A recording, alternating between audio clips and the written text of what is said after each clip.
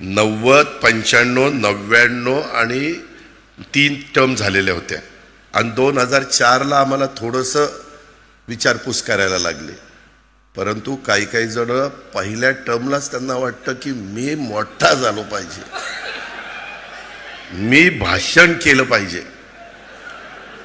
त्याच्यात आता मी आता माझ्या पक्षाचं काम करतोय, जयंतराव त्यांच्या पक्षाचं काम करतोय, पण माझ्या पक्षात कुणी काय करावं हे दुसरेच सल्ले द्यायला लागले.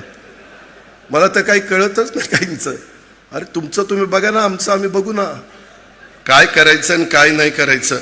मगाशी बोलत असताना काहींनी सांगितलं किंवा दादा गावकीकडे लक्ष आहे, भावकीकडे पण लक्ष द्या. भावकीकडे लक्ष दिलं म्हणूनच तू आमदार झालास. जरा